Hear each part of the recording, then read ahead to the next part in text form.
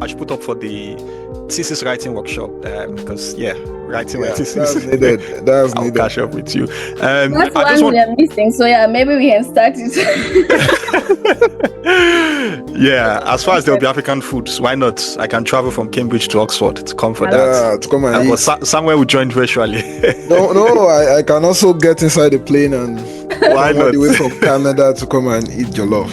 Absolutely. And Ghanaian jollof is good. It's not bad. I mean, it's not Ghanaian bad. or which one? Ghanaian jollof. Oh yeah, below Nigerian. Ghanaian jollof is not bad. Well, yeah, below bad. Nigerian. We can manage it. Yeah. So hi, good to meet you, Ruth. Can you just kindly introduce yourself to our audience and who you are, what you're doing presently? Wow. I usually don't like to answer this question because it could go in either directions. But my name is Nanjala Ruth. I am currently a final year PhD student at the University of Oxford. And aside that, I do wear a couple of hats. But for the purposes of this, how do I call it? Podcast session, for lack of a better word, I'd like to say that I am also the founder of My Science Journey, which is what I'll be sharing about. And I also do work for the African Oxford Initiative, and I'll be speaking about that as well in terms of the scholarships opportunities or opportunities generally that are available through the African Oxford Initiative. Yeah, well, that's great. It's nice meeting you, Ruth. This is our first time meeting, and it's amazing to see what you're doing with My Science Journey.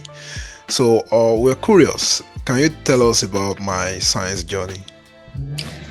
Yeah, so My Science Journey is basically what you'd want to think about, a platform or a digital platform that is aimed at making, science accessible, relatable, and, championing inclusivity basically for science within the African community or within the African context. And we do this in several ways, but the major way is by amplifying the voices of African scientists. And so we host bi-weekly webinars with, I don't want to say top scientists, but let's say senior scientists that have sort of gone up the ladder and have diverged into the various fields, whether it's academia, industry, capacity building, name it, anything that you could think of. So we host this kind of people to sort of share their stories and how they got to where they are in a way that is relatable and in a way that makes the younger scientists or those that are looking into that direction to see that science is actually achievable. You can do it in various ways. You're not fixated to a particular linear path.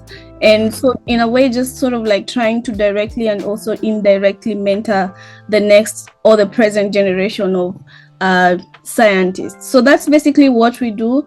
Aside hosting live webinars, we also run mentorship activities. That is where we connect senior scientists and young scientists.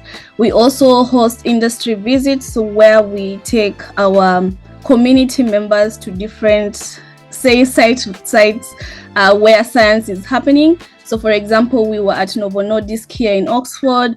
A while back, we were at Yemachi Biotech, which is a cancer biotech in Ghana.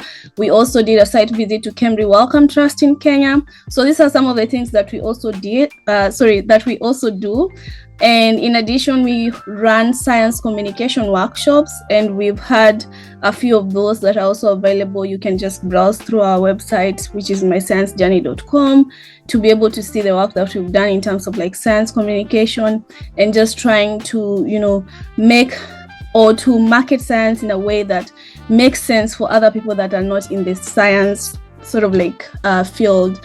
So yeah, there's different things that we do, but all in all, what we're trying to do is just to say, make science inclusive for different audiences or for different people. Wow, that's amazing. I'm inspired. Yeah, thank you very much for that, Ruth. About what you're doing with My Science Journey, and I also think it's important for scientists from Africa, particularly undergrads or graduate students, to get to see a bigger picture of what they are aiming to be, and getting to listen to stories from amazing scientists via the Mind Science Journey, what you do on, webinars, series and mentorship activities. So yeah, that is very, very interesting. Kudos to you. What would you say? I mean, I'm just thinking about some of the challenges we face as African students who are trying to access international opportunities from our various backgrounds. You talk of challenges like simple things like maybe application fees, or hurdles like lack of, adequate experience, especially those in biological life sciences who don't have, exposure to lab experience via internships. That's been a challenge, as well as, limiting their, opportunities as how they stand out compared to international counterparts. I just want to ask, have you come across this kind of stories in the course of your mentorship activities, and what sort of advice do you give generally to African students who are starting from the scratch, and how do you think they are able to overcome this hurdle? Yeah, that sounds like a very, should I say, ambiguous question. So there's of course, there's a lot of challenges, especially if you are in the African setting or African context. We have personally lived that experience, and we sort of like just been lucky enough to have good mentors that have allowed us to sort of like thrive, if I would use that name, or to sort of like just push us to our, to the places that we are today, or to the capacity that we are today. So yeah, I agree, like we cannot solve all of these challenges, but I think what would be the best way to go around it is sort of like just finding the right mentor. I know that sounds like so basic, like, but I think that is like one of the greatest thing that has sort of like helped a lot of people that look like us, or people that are from the current or from the setting that we come from. So I'd say, yeah, I've come across these challenges, either it's, when you're in African universities, there's usually one lecturer is allocated to say 200 students or like 300 students. And so it's very difficult to say this one person is going to be able to mentor all 300 students, or is going to be able to follow up with all 300. So there's capacity in terms of mentorship from that angle. There's also things that you've already mentioned, like lab essentials. Sometimes you go to the lab, you have to wait months on end to be able to receive your reagents because they have to be shipped. There's, the drama that is going on with like the border control, waiting for things. So you end up wasting a lot of time waiting for that. And that is if you even made it to a research institution that has capacity to even order reagents. So there's, of course, I've met with people that have gone through sort of like these challenges. But like I said, the bestest way that I have seen work for most people is to just find an anchor. Like, it doesn't have to be the supervisor you're working with. It could be, that's good for you, but it could be someone next door, it could be someone in another institution, in another continent. Like personally for me and Ademola in this podcast, we were able to connect to Dr. Carol Ibe, who was our mentor, and she's someone that grounded us so much, and we were able to sort of like secure these scholarships to Oxford and Cambridge. So, I didn't know Carol before that. She's Nigerian and I was Kenyan. I hadn't interacted with her. So I'd say find an anchor point or like a mentor. That is one thing. And then number two, of course, opportunities. Look for opportunities. You're not going to just sit there and say, opportunity will come and find me. No, it will not.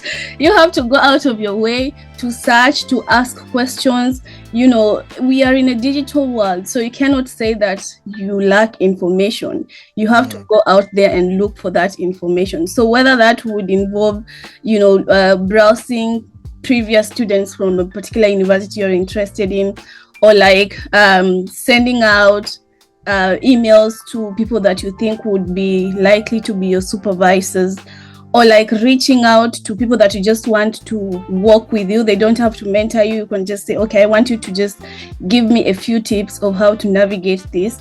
Like, you need to really, really go out of your way to be able to access these opportunities. And then the other thing I would say, if you find a good person, don't ruin it.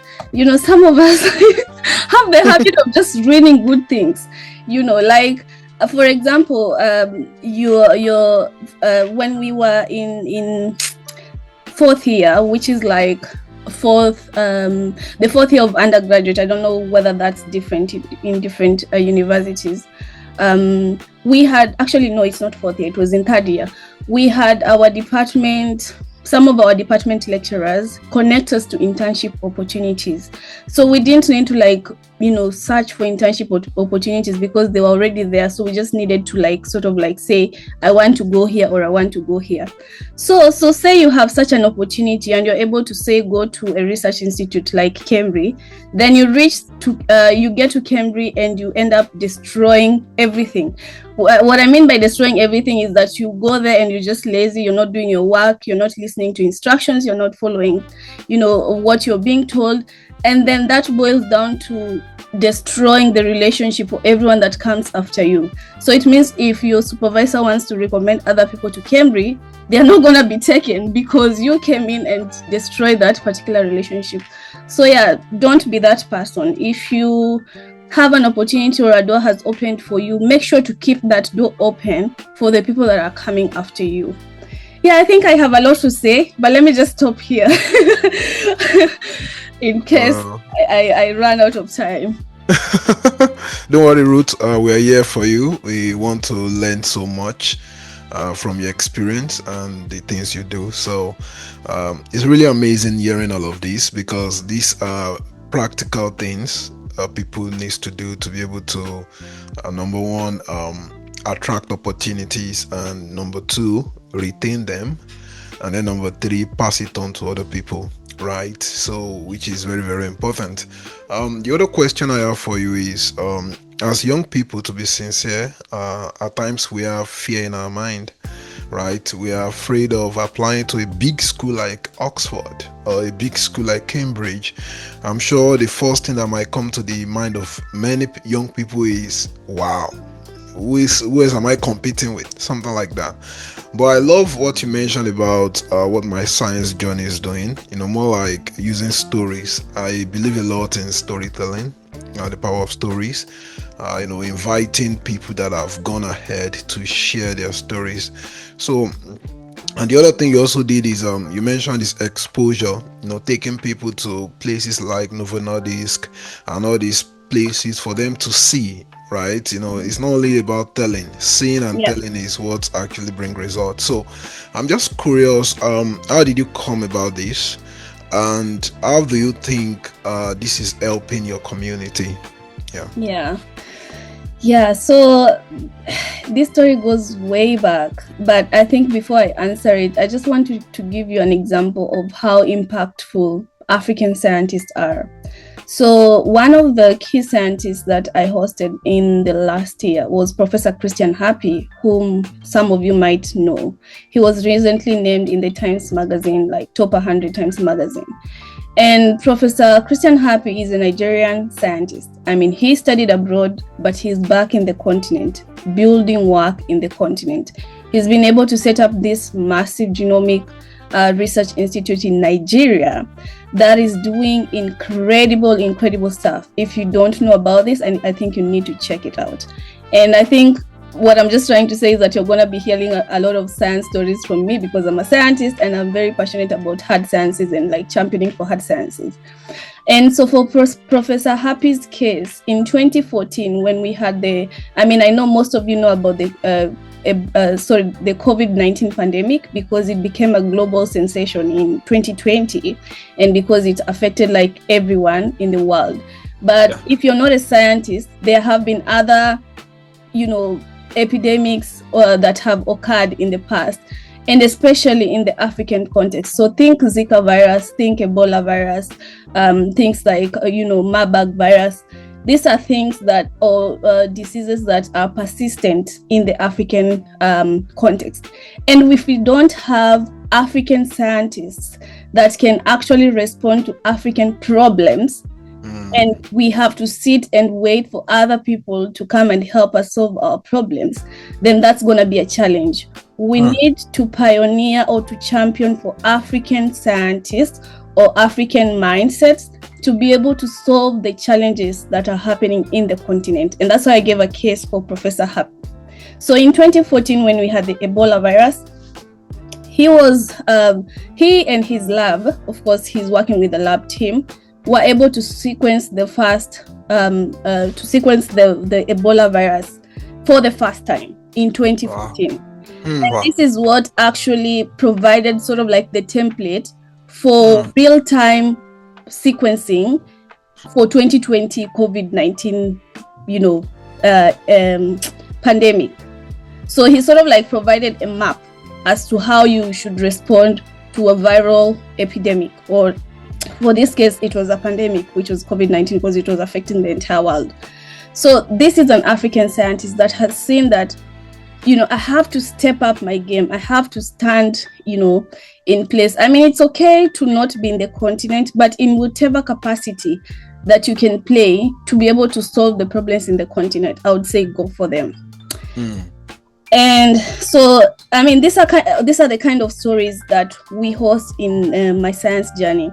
And I've given you just a snippet of, what Prof shared with us. So if you want to hear more or to learn more, you can check it out from our YouTube channel, which is at My Science Journey. And of course, you can go and get other stories from other scientists. And this is to just show other young scientists that there is someone like you that was able to sequence a virus such as Ebola. I don't know whether you know the impact of Ebola. If you get like you okay, I don't want to say but it's like bad. And this is an African scientist that deliberately decided that this is something that I have to work on. Together with my team, we have to be able to do this. And this is someone that has sustained or be able to retain his team members, and he's still working with some of them until today, because they've been able to create this template that they can be able to sort of like use for different other sort of like viruses and diseases. And so this is why we started My Science Journey. We want to be able to show people that African scientists are actually brilliant. There's stuff that we can do. It's not that we can't do them. It's that when you have the opportunity to do something, you can actually thrive at it. And so we're just trying to show them with live examples that, this is Christian Happy, and or this is Thank God Ebenezer, or say this is Yao Bediako, who started a whole biotech company from the ground. Right now he's getting investors, coming in to pioneer or to push forward his dream of setting up a cancer biotech in Africa. So this is why My Science Journey exists, to be able to showcase some of these stories in case people haven't heard of them, or also to just amplify and say, we actually have brilliant people. They are doing brilliant work. They are scattered all over the world. They are not just, fixed in one particular place. They are in the continent, they are outside the continent, but this is their impact. And so, that is what we do. And in regards with how we started My Science Journey, I think it started when I was running this program. When I said I wear a bit more hats, I was running a bioinformatics program back in Kenya before I started my PhD. And it was sort of like an internship program where I was sort of like everything: program manager, teacher, whatever, mentor, etc. But during this time, from the interns we hosted, I realized that after they leave the internship program, it's really hard to sort of like for them to keep track with the science path, because sometimes it gets very frustrating when you're like looking for opportunities and you're not finding them. So if you're looking for a job or a master's and you're still in the continent, sometimes it just becomes like, I can't do this, like it's too much, why are these, like I keep getting rejections, they are not responding to me, they're ignoring me, things like that, or they've just had a bad experience in science, and so they're like, maybe I should just try entrepreneurship, or I should go and work in a bank, or find something else to do with my life.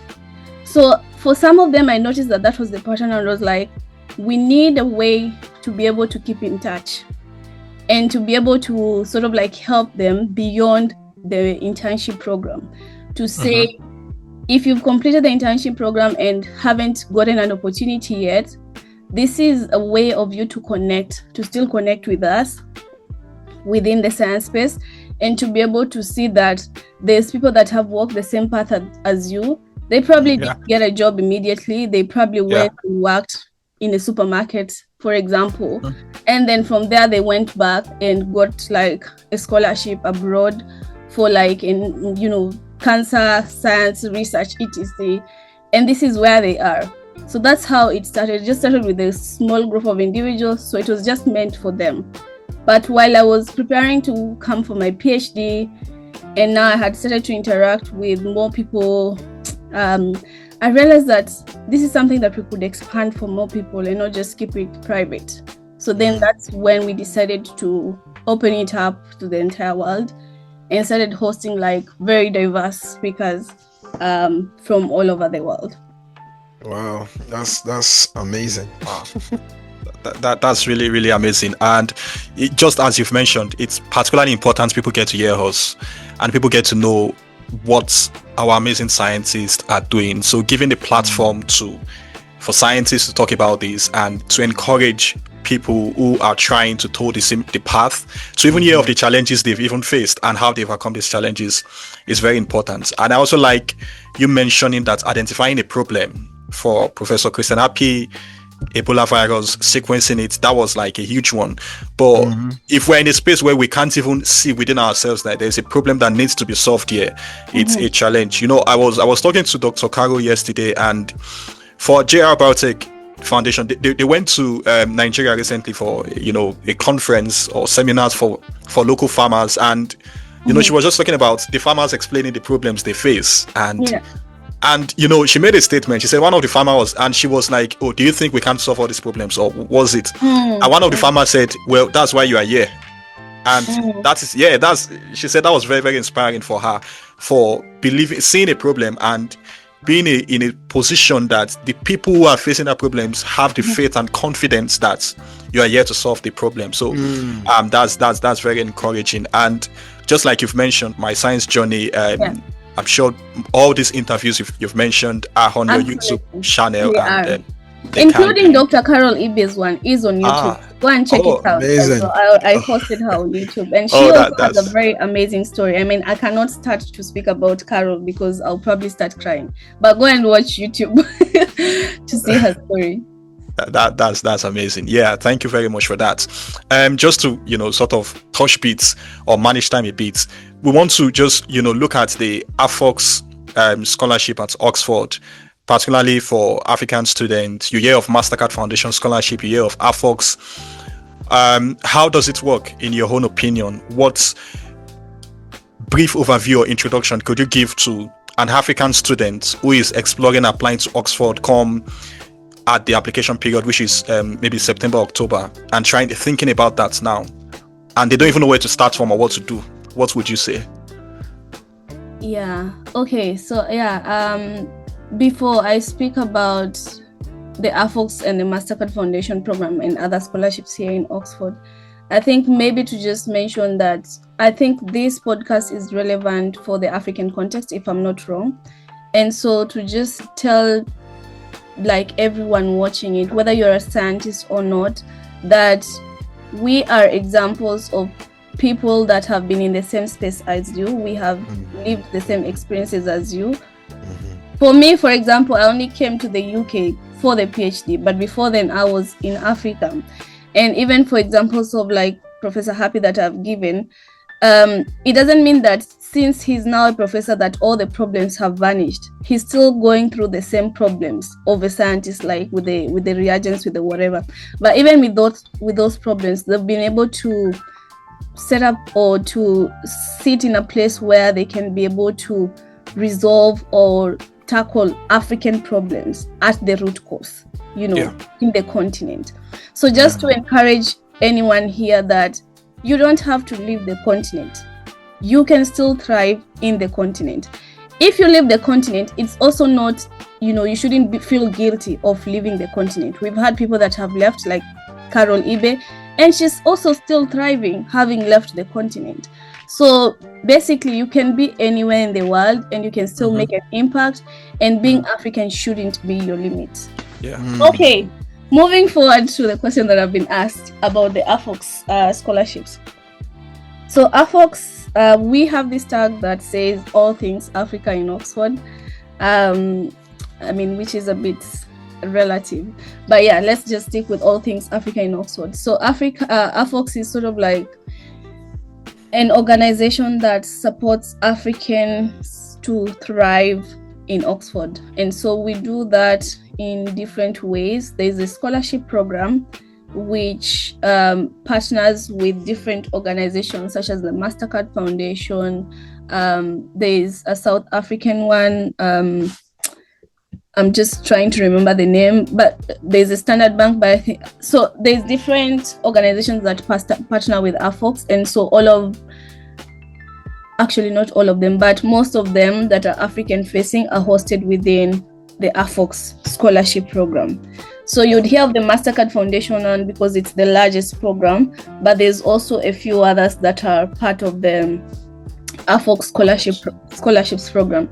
I've shared a link with both Ademola and Samuel, and they will be able to put it on YouTube, and you can be able to browse through all these particular scholarships programs that are available within AfOx to study in Oxford. So for the Mastercard Foundation one, the application cycle is, so you apply to the institution, which for this case is Oxford, between September and January. So you submit an application to Oxford. For you to be considered for the scholarship, you need to have been accepted by Oxford. So it means they need to have given you an admission. And after they've accepted you, then your application is forwarded for interview to AfOx. Okay? And so the interview occurs between February and June.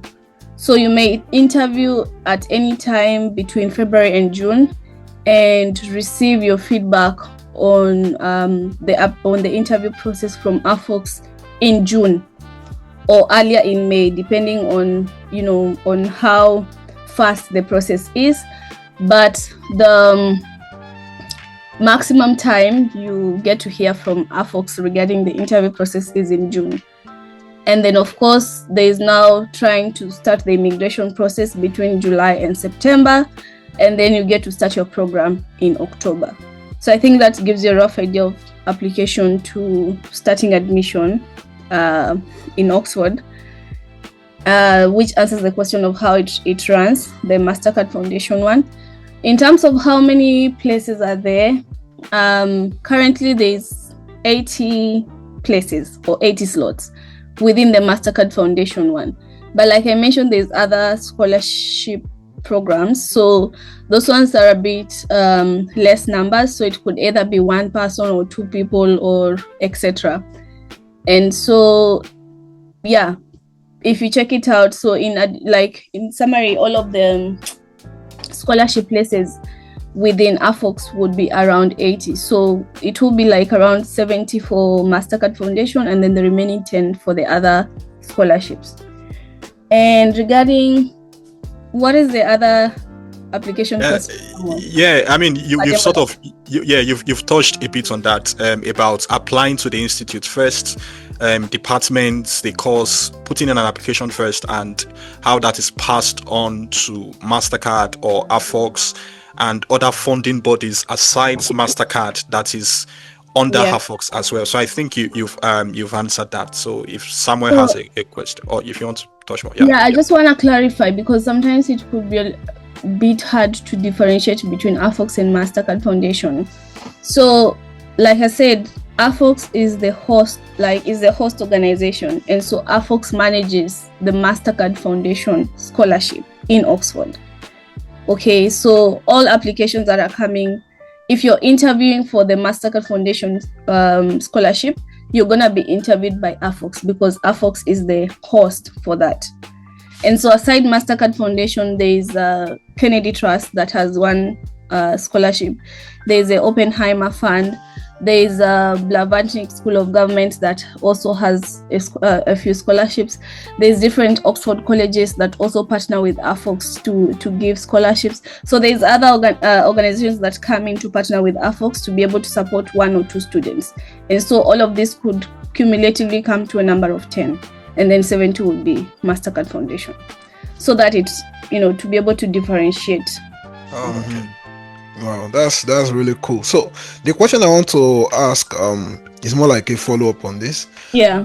So you mentioned that the students have to gain admission first into Oxford. So I want to ask briefly about the admission details, like what is required. Number 2 is for the scholarship, is it for the whole program duration, or is it just for a year or 2 years?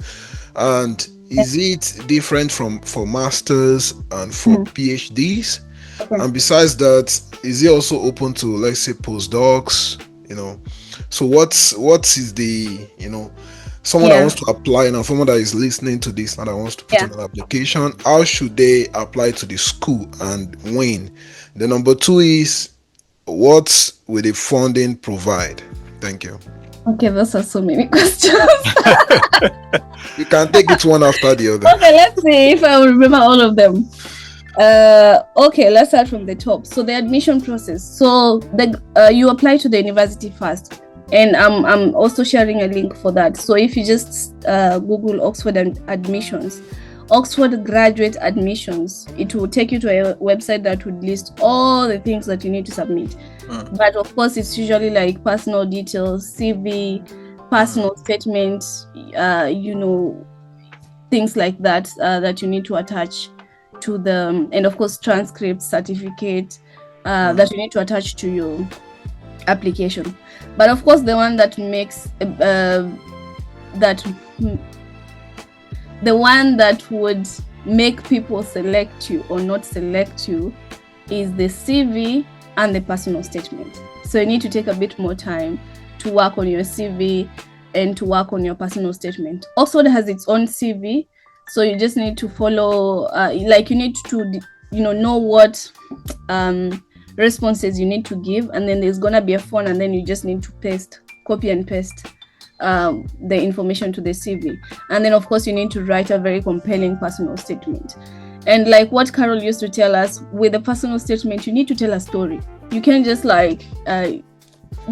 you need to talk about something that captivates people. Like you need to tell a story, for lack of a better description. And so also I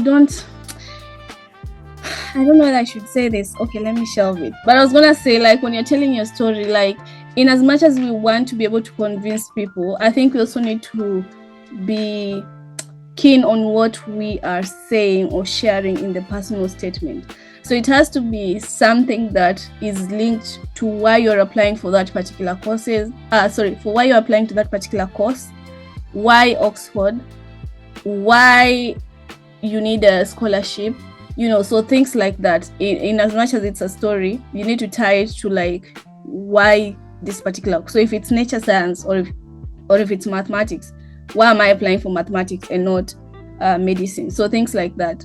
So that's with the admission process. And of course, Ademola and Samuel are here to guide or to provide samples of how to write a compelling personal statement. So make sure to follow up with them for that. So moving swiftly to what the scholarship offers. So you get a 1-year scholarship for masters. AfOx only offers masters scholarships. There is no PhD, there is no postdoc. There is an exception though. There is a Kennedy Trust which has partnered with AfOx, and for that only one African gets a PhD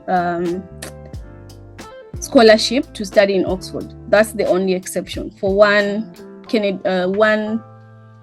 student doing a PhD supported by the Kennedy Trust. But aside that, it's generally just master's scholarships, and it's generally just 1-year scholarships. So we don't support 2-year degrees. So if you're doing I know probably Cambridge you have 2-year masters. I think here we also have 2-year masters, but There's probably limited. I think it's maybe the philosophy one that is economics as well. Yeah, but so AfOx doesn't support that. It only supports the one that are 1 year. What other support do we offer? Okay, so you get your tuition fees are paid, your stipend is paid for 1 year. 1 year is between October and September, and then you get a community of I don't know whether you want me to talk about the money aspect or just everything that comes with the scholarship, Ademola and Samuel. Everything. Okay. So aside the money, which is for 1 year, there is the Ubuntu Transitions program after you finish your master's in Oxford. And for this, it's usually a 6 months project, which basically, to break it down, is basically you need to be working in Africa, or if you're not working in Africa, you could be anywhere in the world, but the project you're working on is African facing. So that's why it's called Ubuntu Transitions. And so this one just offers scholars an opportunity to be able to transition to the work environment after they complete their studies. So AfOx supports you in a way that either you can apply with your entrepreneurship project if you have one. The other option is that if you have your own organization, you can apply with it and they support you for 6 months. The other one is that they would list a number of organizations that AfOx partners with, and then you get to choose and say, for example, I want to go and work at Africa CDC for the 6 months. And then, of course, you have to say why, you need to write a short personal statement. But basically, they support you to go to these various institutions.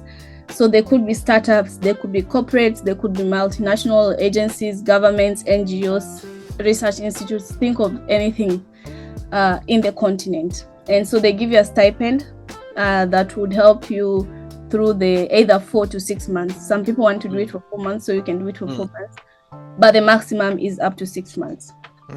And they pay for your flight to go to wherever you're going to be doing it. You don't have to do it in your home country. If you're Nigerian, you could go to Kenya, or if you're Kenyan, you could go to Cameroon. So you could go anywhere basically that you want to go in the continent. They'll pay your flight, they'll give you the stipend, and they would link you to the organization. So that's the Ubuntu Transitions. Aside that, during the 1 year course, we have different things that we offer. There's the Leadership and Impact program, where we sort of offer things that you don't get in class. So soft skills training, storytelling. How do you even tell a good story? So sometimes we just say, I'm a storyteller, but do you even know how to tell the story? So we offer sessions for things like that. So storytelling, creative thinking, leadership. Recently we did a debate at the Oxford Union. So we try to do all these leadership and impact things outside your sort of what you've been called to do in Oxford. Aside that, we also look at your social and welfare as well in Oxford. So we organize termly catch-ups. There could be 1 or 2. And within the catch-ups, basically it's sort of like a relaxing environment where you come and interact with your fellow scholars.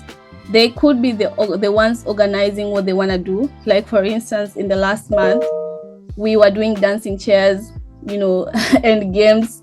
And then the best thing about those catch-ups is that there's usually going to be jollof, for lack of a better word. Or we have an African caterer, so to say, like a Ghanaian caterer that offers African dishes for these catch-ups. So this is usually your chance to come and get free African dishes for free, as you interact with your scholars. So we also offer those social sort of support during your time in Oxford. Aside that, we have I spoke about welfare as well. There's a Thrive Fund where in case there's difficult circumstances that have happened along the way and you need some money to be able to support you through it, you can apply to the Thrive Fund. And there's the essay writing workshops that we organize as well to support you with writing essays. There's dissertation workshops as well to help you with writing dissertation. There is the AfOx in Saka, which brings the entire AfOx community as well as the African community around Oxford. So you get to network with people that are beyond your AfOx scholarship. Yeah, I think I mentioned all. Yeah, if not. Wow. Yeah, so basically we try as much as possible to support you at the leadership sort of like level, to harness your leadership potential, social level. So we try to create these spaces where you can just come and be you, not speak about science or not speak about anything. I'm saying science because I'm a scientist. can take you. But anyway, so a space for you to talk about anything that isn't what you're doing in your career. And then there's a welfare aspect as well. So basically we just take care of you really, really well. And this is why you need to come to Oxford. I feel like applying for the program. Yeah. That's really amazing. If you're listening to answer all your questions, you must apply. Yes. You've answered the questions. Thank you very much. I guess I should put up for the thesis writing workshop because writing my thesis. That's needed. I'll catch up with you. That's one we are missing. So maybe we can start it. Yeah, as far as there'll be African foods, why not? I can travel from Cambridge to Oxford to come for that. To come and eat. Somewhere we joined virtually. No, I can also get inside the plane and why not? All the way from Canada to come and eat jollof. Absolutely. And Ghanaian jollof is good. It's not bad. I mean, it's not Ghanaian bad. Or which one? Ghanaian jollof. Oh yeah, below Nigerian. Ghanaian jollof is not bad. Well, below Nigerian. We can manage that. The way we can manage it. Yeah. Just wanted to state something. Sorry to put you on the spot, Ruth, but in 2020, was it 2021 or 2022, when we were both applying? So Ruth and I applied for the same program in Oxford, the same institutes, and as Ruth mentioned, it funds just one African student. Wow. Yeah, and we both applied for that program. We both prepared for an interview for that program, and it's amazing. So this is just to mention that as an African student, wherever you're watching or listening from, don't be too competitive in your mind, thinking because you've seen this opportunity, you don't want to share it with others, or you don't want to prepare an application with your fellow aspiring scholars just because you think they've said they're only picking one person, and as such, I mean, I'm just saying it that in the application process, when you meet people, when you talk to people, feel free to share your plans as well. If it's meant to be yours, it will definitely be yours. And I remember then when we applied, we prepared together. We had pre-interview calls with Dr. Cargo and we shared tips together. And a week after or 2 weeks after, I was expecting email, whereas Ruth has gotten an email. and Ruth got into the program. I was happy that Ruth got into the program, and eventually I also got an email from Cambridge as well.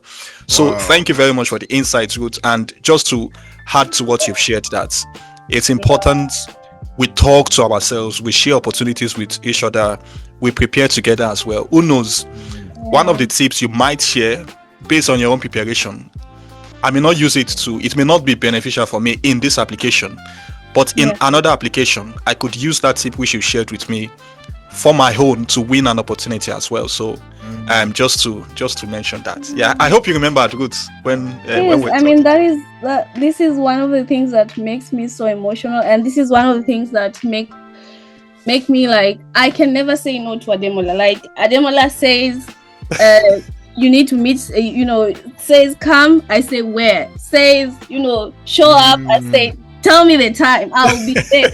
Like, you don't even need to ask twice. Like, if Ademola says we are going to Australia, I'm booking the next flight. That's cool. That's cool. I think it just boils down to the kind of person that you are, and this is the thing that I said. Just be a good person. You do not have to sabotage people on your way up. It doesn't pay to sabotage. And I think, like I said, this is one of the things that makes me emotional. So I'll try to not speak a lot about it, because when we were working through the application process, like, and as I mentioned previously, I had just met Carol. I had never known Carol before. I met her by applying to this mentorship scheme. And that is how I met Ademola. And when I applied to Oxford, I didn't even know Ademola had applied to the same program. I only knew that he applied after we got the interview. And I had told Carol that, you know, I've gotten an interview with Oxford. I need to prepare for that interview. And she says, oh, Ademola has also gotten the same interview. And so maybe you people should work together. And so she did organize a mock presentation for us. And of course, she was working with us through the application process. But even beyond the work, the preparation we were doing with Carol, Ademola was just like outgoing. He would say, okay, have you read this book? Like, you need to read this book. You need to like study about this. Like, we need to meet. At this point, he was already doing his master's in Cambridge and I was still in Kenya. And in my mind, I was like, I don't stand a chance. Like, I know I am aiming high. I had never thought about Ivy League schools until when I met Carol. And now I've gotten an interview. I was like, okay, I was so excited for the interview. I said, at least I've gotten a chance to even interview, because then it means next time when I apply, I'm going to just have a smooth process. I didn't even expect that I'll be accepted, because I was like, yeah, I don't stand a chance with someone who's applying from Cambridge. But even though Ademola was so supportive along the way, he was even the one that was reaching out to Oxford people and saying, like, the graduate officer, like, what should we look out for? You know, what things should we envision for the interview? And he would send me literally everything. Like, he would forward the email that the person shared with him. Like, he was so open. And this is one spot. Like, think of it. This is one spot. He was so open. We would discuss together. We would like okay, I'll stop there. Basically just be a good person. And I believe like this is what has also opened up opportunities for him as well. Not don't be someone who's keeping opportunities thinking that, oh, I should be the only one getting this or doing this. You know, in a way, when you open up doors for others, your doors also just widen up. So yeah, be a good person. Wow, that's inspirational. And anyone watching this video, I think this is something you should hold on to, right? You don't know who you're going to help, and you don't know, where you're going to meet in the future, right? So don't step on others to rise, especially when it comes to pursuing opportunities. At times you might have everything. You might be the best student, have the grades, have everything, but still not get it. Right? That doesn't mean, that doesn't mean that you don't have everything it takes. It just means that thing is not for you.